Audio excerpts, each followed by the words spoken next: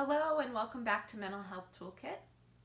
I'm Annie and I'm going to be talking with you about permissions today, about how you give yourself permission. I first learned about this concept from Brene Brown's work, and I was in a journaling group where we did one of the exercises around what permissions can we grant to ourselves that maybe we never have before or we're working on giving ourselves permission to do. Giving yourself permission allows you to be human. We often engage in what we call in the therapy world often is should or shouldn'ting ourselves. We'll say things to ourselves like, I should go to that party because she came to mine, or I should spend more time with my kids because that's what a good parent does, or I should work harder today or this week because I've really been slacking off at work, or I shouldn't say that because it might upset someone, or I shouldn't go to that place because what would people think? Often when we should or shouldn't ourselves, it's based out of shame. Now, Brene Brown, she defines the words guilt and shame, because sometimes they're used interchangeably, but they're not the same thing. So guilt is I did something bad and maybe I could make things right or apologize for that. And shame is I am bad.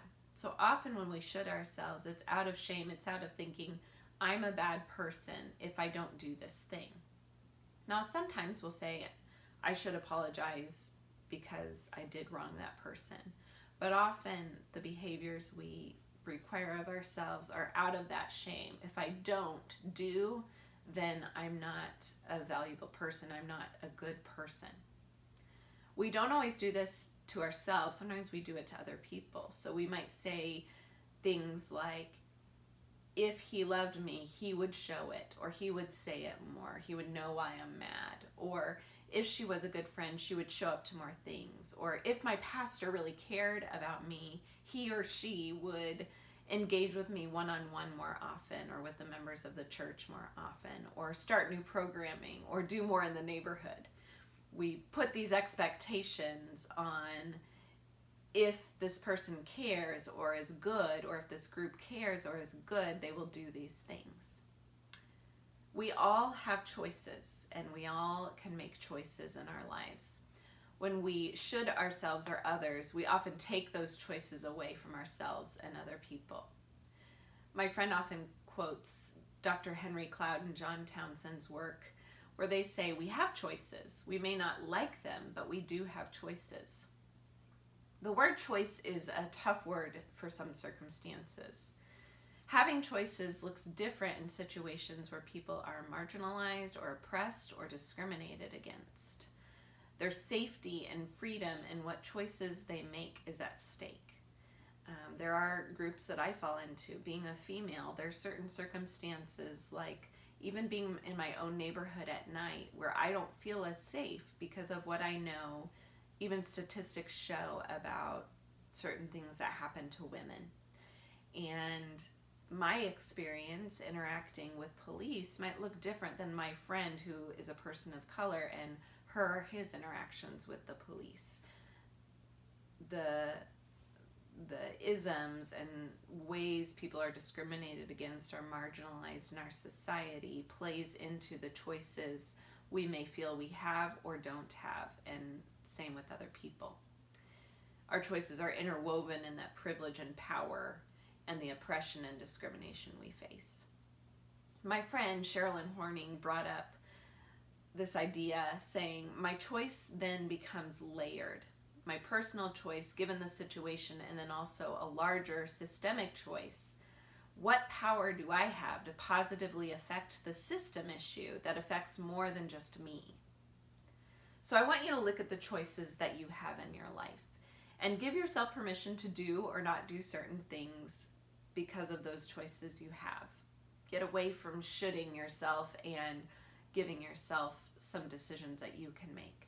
So these permissions allow us to say no, to set boundaries, to not do something because we just don't want to. We're not feeling like it or aren't up for it. And also to take responsibility for what we do and don't do.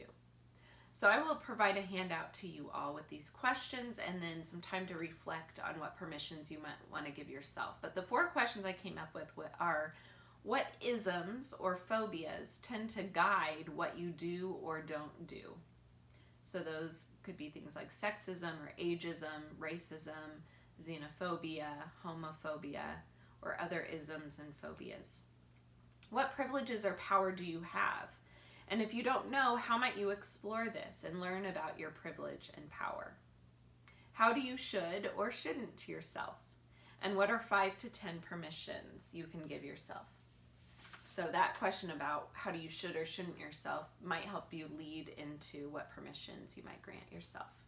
So I typed mine up. I've worked on giving myself permission over the last few years once I was exposed to that idea, but I typed some up that I'm practicing these days. I'll read a couple of them to you. So one is, I give myself permission to feel a wide range of emotions, even if it causes discomfort in me or other people. I give myself permission to let dishes pile up. I give myself permission to cancel plans last minute sometimes if it means that I'll feel better. So I don't often cancel plans last minute, but even just this last week, I was supposed to get on a call with a friend of mine who asked if I could talk, and I was planning on doing it, and then last minute, I needed to work on a project I was working on and finish it up, and I knew that that was something I needed to give priority, or at least I wanted to give priority.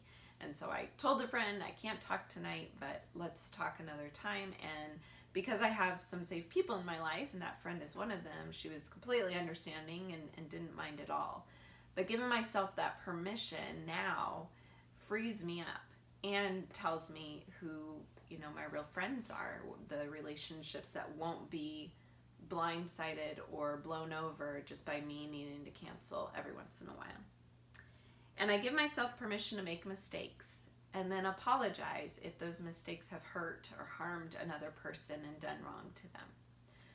So as you do this work with permission granting, I would encourage you and remind you to be kind to yourself. I'll see you next time.